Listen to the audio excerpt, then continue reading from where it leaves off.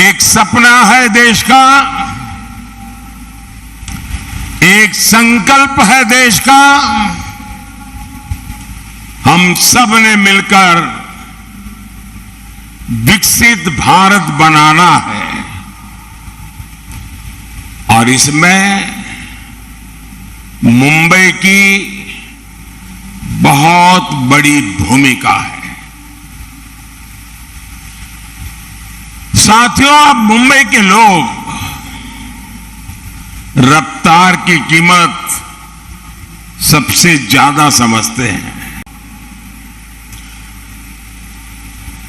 और मैंने ऐसे ऐसे प्रधानमंत्री देखे हैं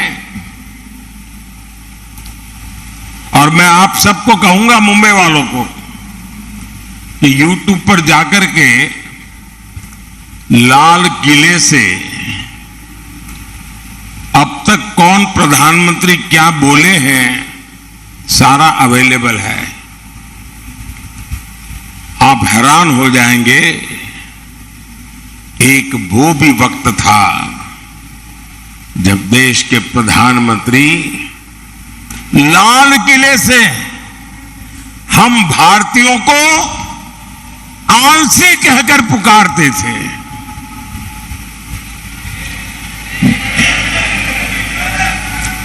जिन सरकारों की सोच ऐसी रही हो, वो देश को कभी आगे नहीं बढ़ा सकते हैं। मैं आज पूरी गंभीरता से कह रहा हूं, आजादी के बाद गांधी जी की सलाह पर अगर कांग्रेस को भंग कर दिया गया होता तो आज भारत कम से कम 5 दशक आगे होता।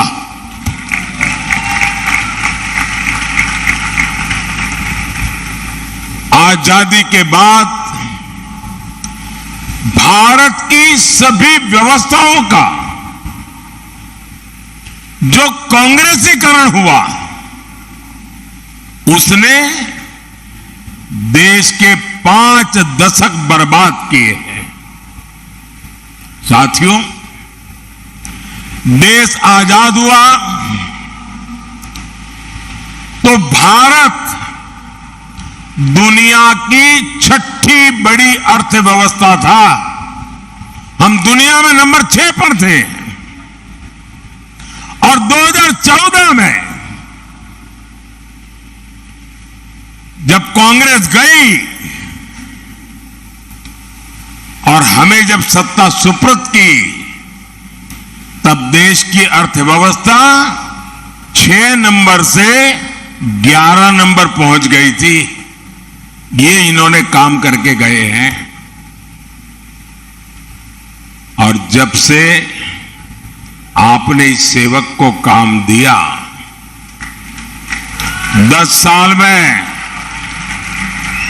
आज देश दुनिया की 5वें नंबर की आर्थिक ताकत बन करके खड़ा है।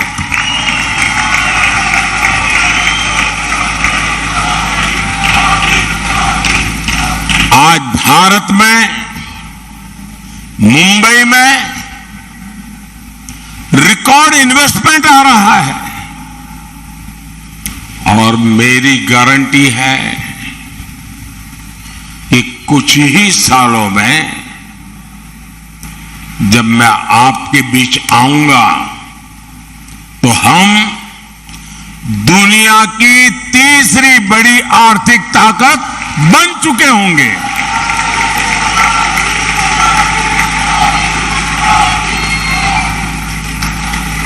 और मैं आपको भी गारंटी देने आया हूं और मैं आपके बच्चों के लिए विश्वास लेकर के आया हूं। मैं आपको विकसित भारत देकर जाने वाला हूं।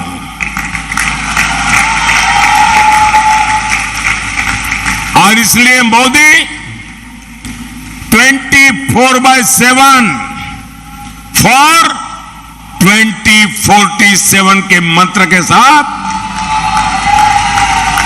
हर पल आपके नाम, हर पल देश के नाम जी जान से जुटा है। साथियों, कुछ लोग कहते हैं कि मोदी जो ये कहता है वो असंभव है। निराशा की गर्त में डूबे हुए लोग उनमें आशा का संचार करना लोहे के चने चबाने का काम होता है। और इसलिए निराशा को पाल करके बैठे हुए लोग हर पल हर चीज असंभव ही अनुभव करते हैं। ये वो लोग हैं जिनको लगता था राम मंदिर भी उनको असंभव लगता था।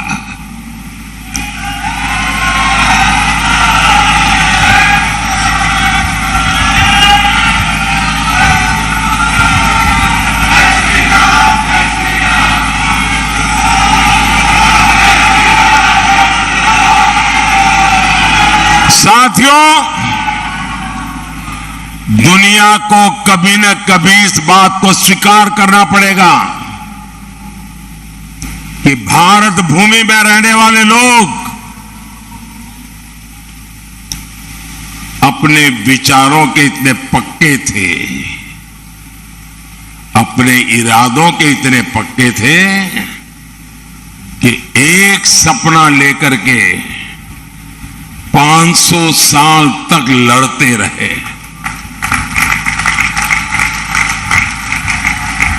ये छोटा इतिहास नहीं है। 500 साल का अविरत संघर्ष, अनेक पीढ़ियों का संघर्ष, लाखों लोगों का बलिदान और 500 साल तक संजोया हुआ सपना आज रामलला भव्य मंदिर में विराजमान है।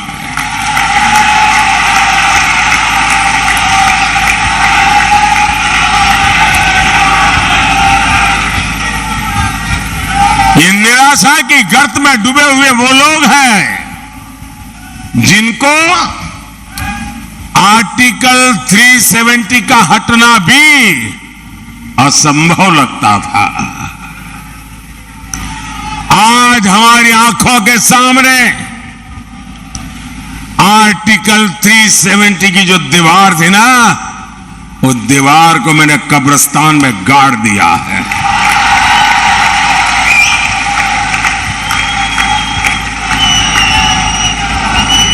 और जो सपने संजो रहे हैं कि वे कभी 370 पुनर्जागरण करेंगे, फिर से लगाएंगे, वो कान खोल करके सुन ले। ये विरासत मामूली विरासत नहीं है। दुनिया की कोई ताकत दोबारा 370 नहीं ला सकती है।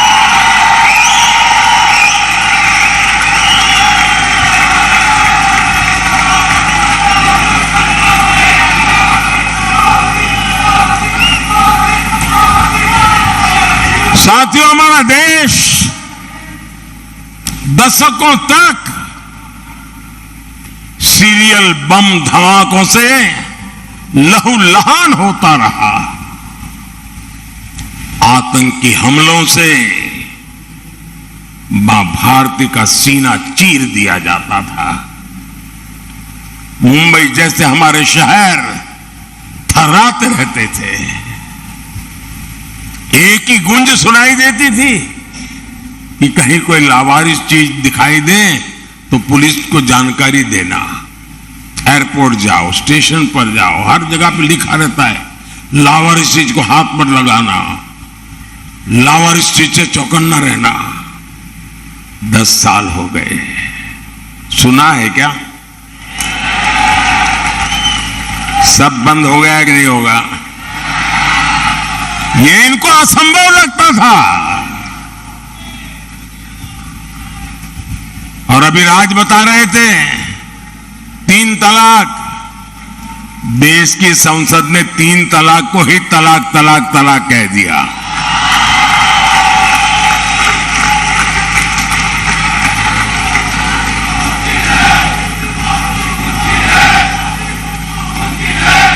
महिलाओं को 33% आरक्षण, 40 साल तक इंतजार करते रहे लोग। संसद में बहस होती थी और जो आज संविधान को सर पर रख करके नाच रहे हैं, उन लोगों ने पार्लियामेंट में 33% आरक्षण के बिल को छीन करके फाड़ दिया था।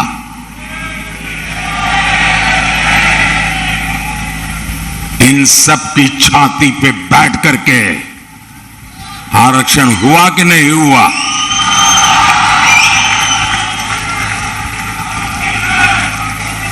कांग्रेस 60 साल तक कहती रही कि गरीबी हटाएंगे, और इनकी तो फैशन थी। और आप सचमुच में थोड़ा जो हिस्ट्री में रुचि रखते हैं, जरा देख लीजिए।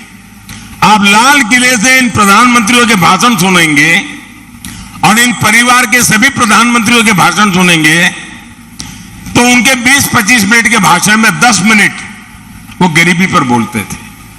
और कोई भी चुनाव का उनका भाषण सुन लीजिए, वो गरीब गरीब गरीब गरीब गरीब गरीब गरीब गरीब गरीब गरीब गरीब गरीब गरीब गरीब गरीब गरीब गरीब गरीब पर माला ही जपते रहते थे। लोगों की आंख में धूल झोंकते थे और गरीबों को एहसास कराते रहते थे कि तुम तो गरीबी में जीने के लिए ही पैदा हुए हो। इस देश में गरीबी को हटाना असंभव लगता था। भाइयों बहनों, मोदी ने 10 साल में 25 करोड़ लोगों को गरीबी से बाहर निकाल करके दिखा दिया है।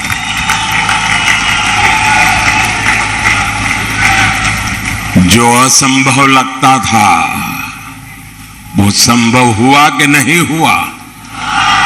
संभव हुआ कि नहीं हुआ? ये किसने संभव बनाया? ये किसने संभव बनाया? ये किसने संभव बनाया?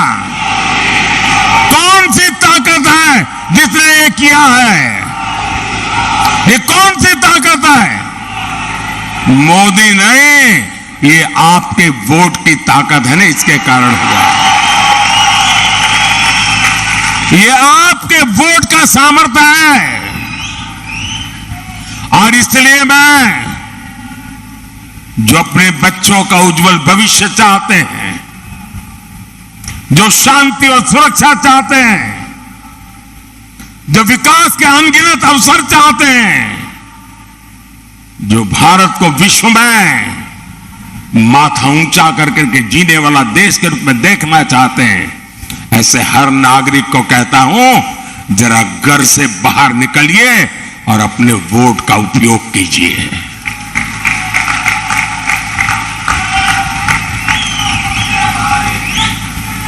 और मेरा आपसे आग्रह है, मैं आज मुंबई करके पास आया हूं, आपसे आशीर्वाद मांगने आया हूं। आप रिकॉर्ड तोड़ करके सारा मतदान करके दिखाइए इस बार। और जब मतदान करने के लिए घर से निकले ना, तो याद करना, कभी वो बम धमाके हुआ करते थे, सुबह घर से निकलते थे तो शाम को जिंदा लौटेंगे कि नहीं लौटेंगे इसका कोई विश्वास नहीं था। आज गर्व के साथ आपकी बेटी शाम को आनंद से घर लौट सकती है, ये याद करके जाना। और कमल पे और मेरे साथियों के जो सिंबल हैं, उन पे अपना बटन दबा करके मोदी को जरा मजबूत कीजिए।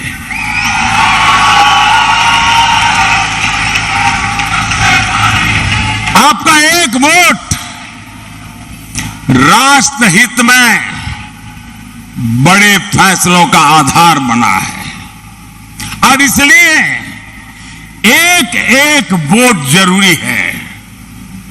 साथियों, इन लोगों ने जब जनादेश चुराकर सरकार बनाई, मैं महाराष्ट्र की बात कर रहा हूं, जनादेश को चुराकर सरकार बनाई तो विकास कार्यों से भी अपनी दुश्मनी निकाली। बुलेट ट्रेन का काम हो, मुंबई मेट्रो का काम हो, डेडिकेटेड फ्रेट कॉरिडोर हो, जेएनपीटी में कंटेनर टर्मिनल का काम हो, मुंबई से जुड़े हर बड़े प्रोजेक्ट को इन्होंने लटकाया, अटकाया और भटकाया। ये मुंबई के लोगों से दुश्मनी निकाल रहे थे। साथियों, मोदी का एक महत्वपूर्ण संकल्प है।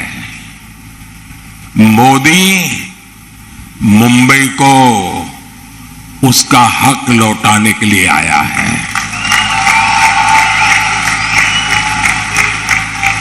आज दुनिया का आधुनिकतम इंफ्रास्ट्रक्चर मुंबई को मिल रहा है। आज यहां अटल सेतु है, मुंबई मेट्रो का विस्तार हो रहा है, मुंबई लोकल का आधुनिकीकरण हो रहा है, नवी मुंबई में एयरपोर्ट बन रहा है, वंदे भारत ट्रेनें चल रही हैं और वो दिन दूर नहीं जब देश की पहली बुलेट ट्रेन मुंबई को मिलेगी।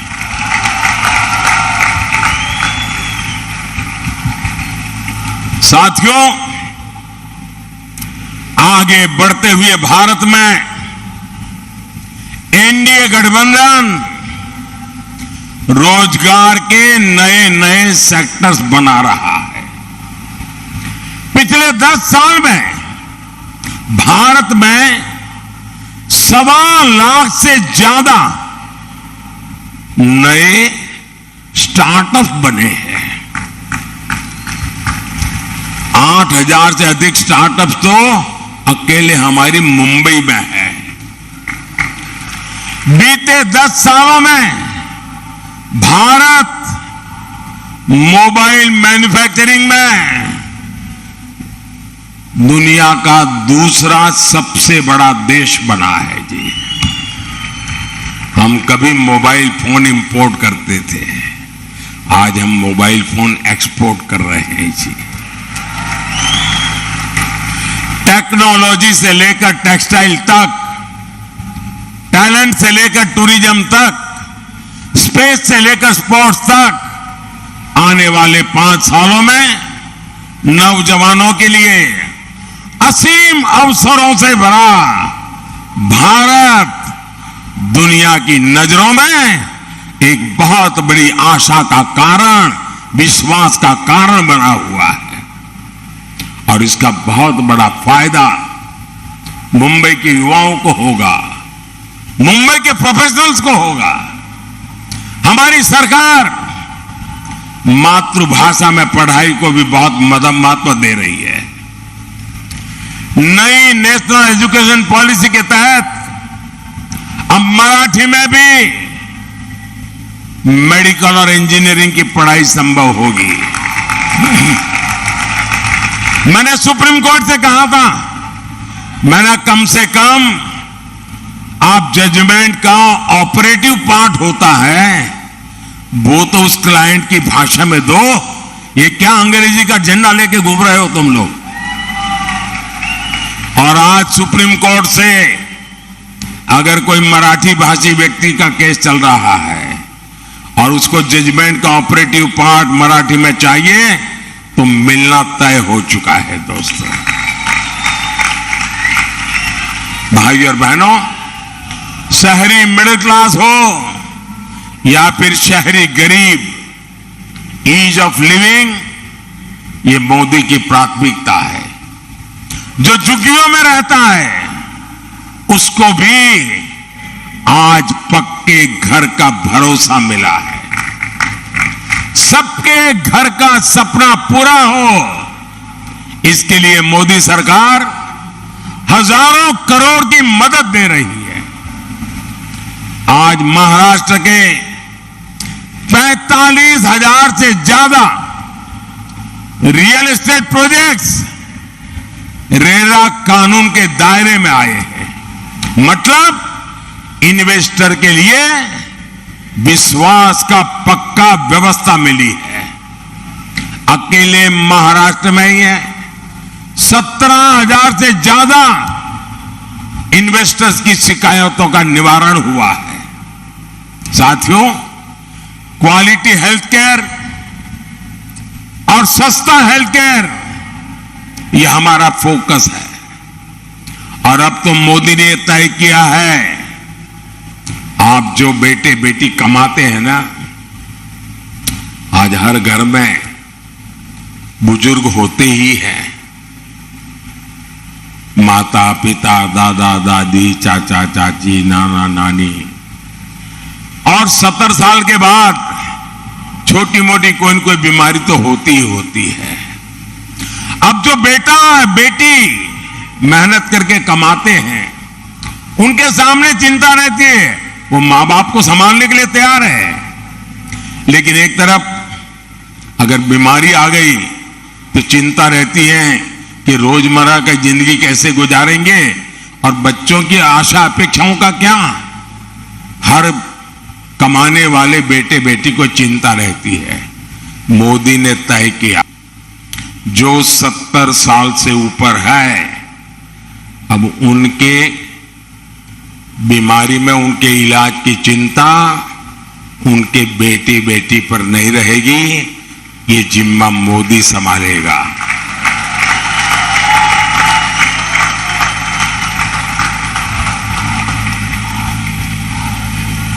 हम जानते हैं मेडिकल इंश्योरेंस कराने में आपको कितनी दिक्कत आती थी, वो भी अब भूल जाइए।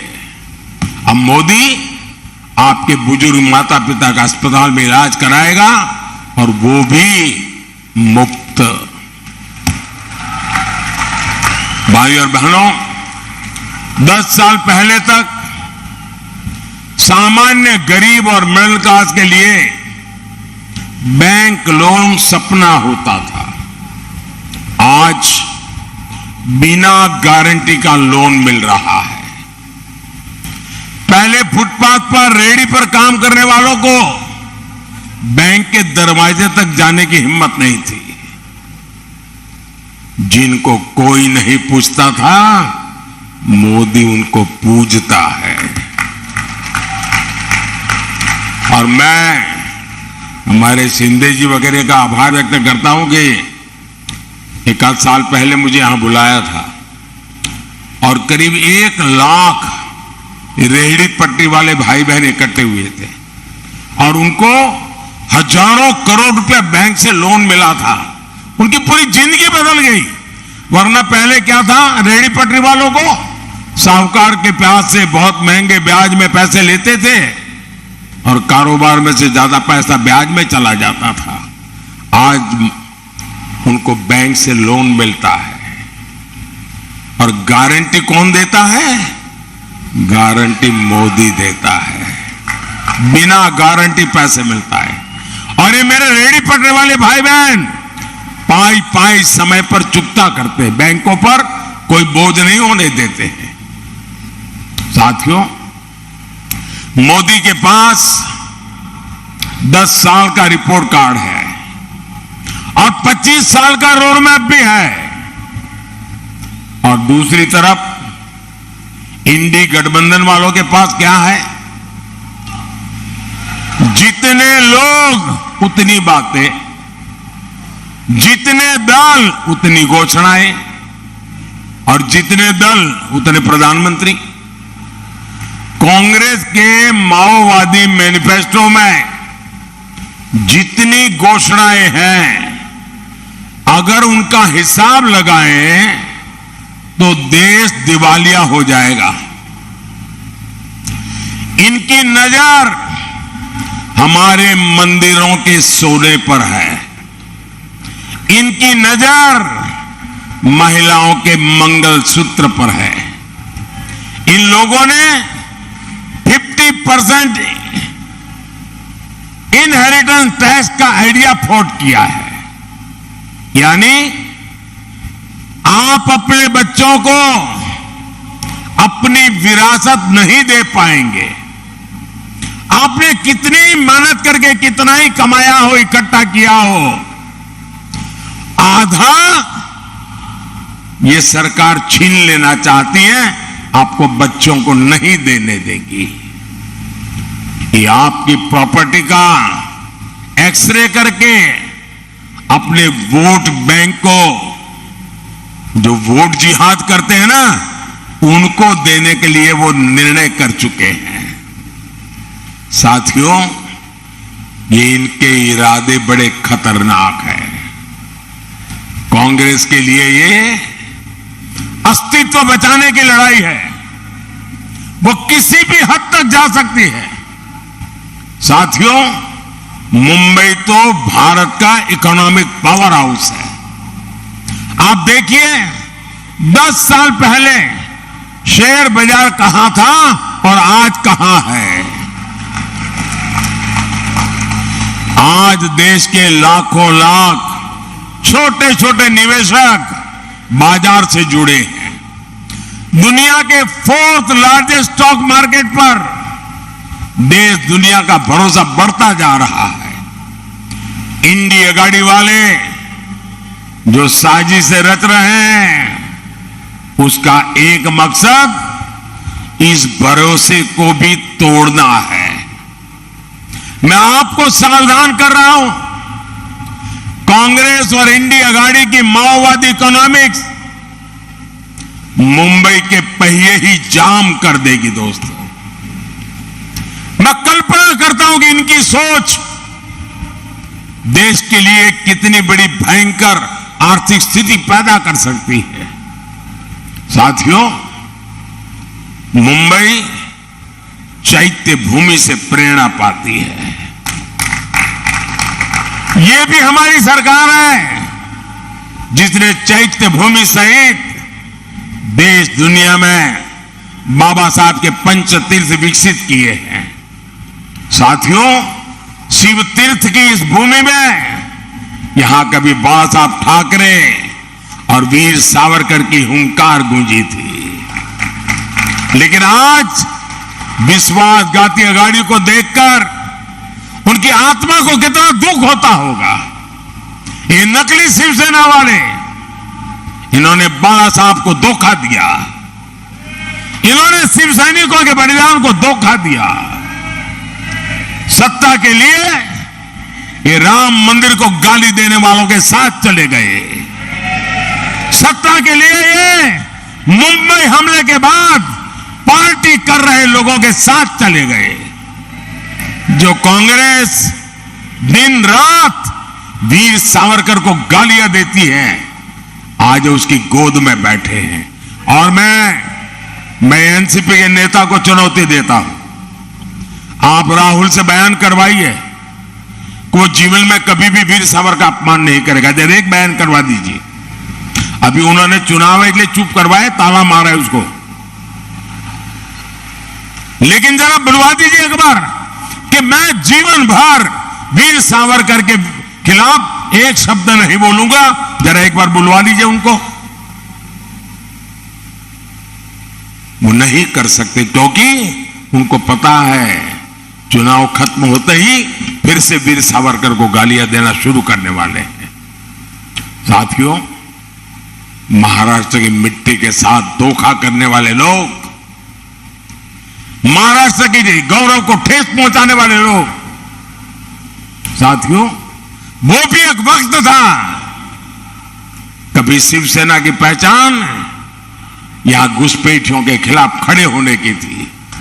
आज वही नकली शिवसेना सीएए का विरोध कर रही है। इनको अब हिंदुओं, बौद्ध, जैन, सिख शरणार्थियों को नागरिकता देने पर भी आपत्ति है।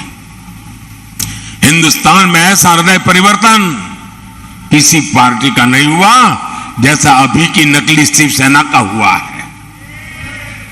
साथियों, अपने वोट बैंक को खुश करने के लिए, तुष्टीकरण के लिए इस पूरी अघाड़ी ने पूरी मुंबई को, पूरे देश को धोखा दिया है। जिस कसाम ने मुंबई करों को दहलाया, इस शहर को खून से रंग दिया, ये लोग उसको क्लीन चिट दे रहे हैं। जिस पाकिस्तान की आज दुनिया में कोई नहीं सुन रहा, ये अघाड़ी वाले सर्जिकल और एयर स्ट्राइक पर उसी पाकिस्तान की भाषा बोल रहे हैं। ये हमारी सेना को झूठा करार दे रहे हैं। छत्रपति शिवाजी महाराज की इस धरती का इससे बड़ा अपमान और क्या होगा। साथियों, इंडी अघाड़ी वाले लगातार बाबा साहब आंबेडकर का, हमारे संविधान का भी अपमान कर रहे हैं। बाबा साहब धर्म के आधार पर आरक्षण के खिलाफ थे। पूरी संविधान सभा एक मत हुई थी कि हमारे देश में धर्म के आधार पर आरक्षण नहीं होगा, लेकिन इंडिया अघाड़ी वाले दलित, पिछड़े, आदिवासियों के हक का आरक्षण छीनकर धर्म के आधार पर वोट जिहाद करने वालों को देना चाहते हैं। सत्ता के लिए इनकी धोखेबाजी नहीं चलेगी। आर्टिकल 370 हटाकर देश में एक संविधान लागू कराने वाला मोदी संविधान का सबसे बड़ा रक्षक है। और जो लोग आज संविधान को माथे पर लेकर के नाच रहे हैं, उन्होंने पहले संविधान के शरीर को तोड़ा। हमारे संविधान की जो पहली प्रत है, उसमें एक हिस्सा है संविधान के संबंध में लिखा हुआ बातें, दूसरा उसमें चित्रकाम है। वो सब मिला करके एक संविधान बना है। और इन चित्रों में हजारों साल की हमारी विरासत को चित्रांकित किया गया है। इन्होंने पहला काम किया, पंडित नेहरू ने वो चित्र वाला संविधान अलमारी में रख दिया और सिर्फ बाद में उसकी आत्मा को उन्होंने चूर चूर कर दिया। अब ये लोग संविधान की पीठ पे छुरा भोंकने की कोशिश कर रहे हैं। मैं कांग्रेस को किसी दलित, पिछड़े, आदिवासी का आरक्षण कभी भी छीनने नहीं दूंगा। और ये मोदी की गारंटी है। भाइयों बहनों, मैंने लाल किले से कहा था, यही समय है, सही समय है, ये भारत का समय है। ये समय का चक्र तेजी से चलता रहे, इसकी बहुत बड़ी जिम्मेदारी मुंबई की है। हर मुंबई को मतदान करना है, सारे रिकॉर्ड तोड़ने हैं। भाजपा और शिवसेना के हमारे सारे उम्मीदवारों को विजयी बना करके दिल्ली भेजना है। हमारे एनसीपी के साथियों को, मैं नकली वालों की बात नहीं कर रहा, मुंबई नॉर्थ लोकसभा से श्रीमान पीयूष गोयल जी,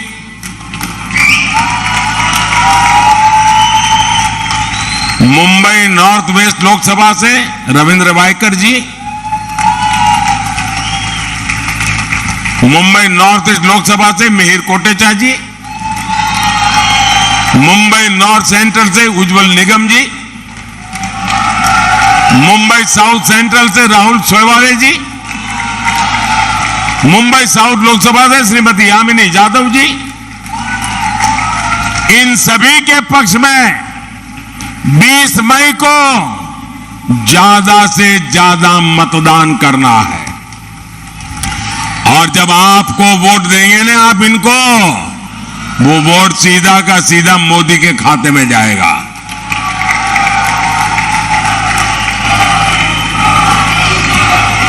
साथियों, मैं पूरा हिंदुस्तान घूम के आया हूं और मैं विश्वास से कहता हूं, इस बार के चुनाव नतीजे पुराने सारे रिकॉर्ड तोड़ने वाले होंगे।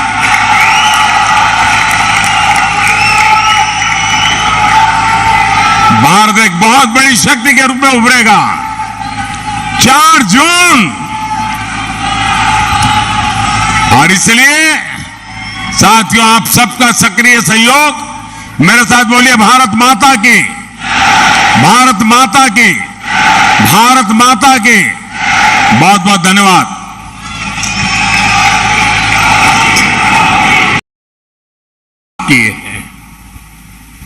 साथियों,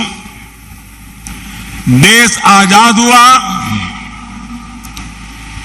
तो भारत दुनिया की 6ठी बड़ी अर्थव्यवस्था था। हम दुनिया में नंबर 6 पर थे।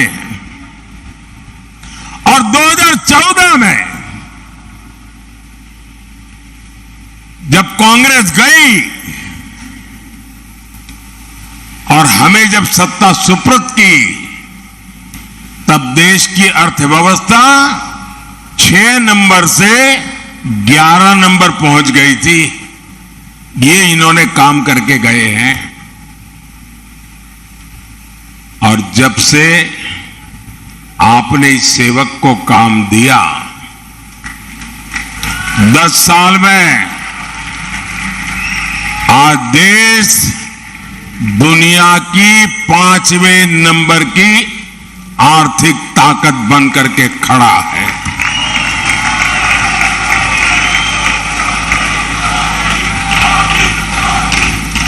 आज भारत में, मुंबई में रिकॉर्ड इन्वेस्टमेंट आ रहा है। और मेरी गारंटी है कि कुछ ही सालों में जब मैं आपके बीच आऊंगा तो हम दुनिया की 3री बड़ी आर्थिक ताकत बन चुके होंगे।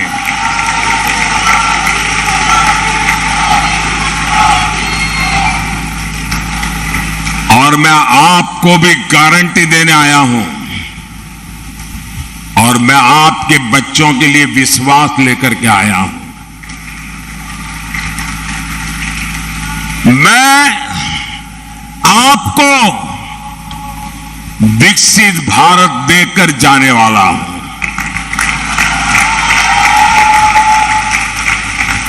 और इसलिए मोदी 24/7 फॉर 2047 के मंत्र के साथ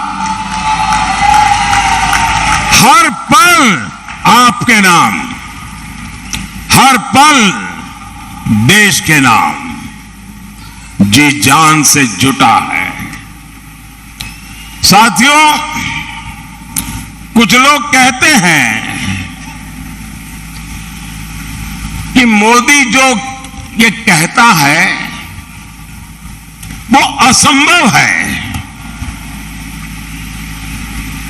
निराशा की गर्त में डूबे हुए लोग, उनमें आशा का संचार करना लोहे के चने चबाने का काम होता है। और इसलिए निराशा को पाल करके बैठे हुए लोग हर पल, हर चीज असंभव ही अनुभव करते हैं। ये वो लोग हैं जिनको लगता था राम मंदिर भी उनको असंभव लगता था।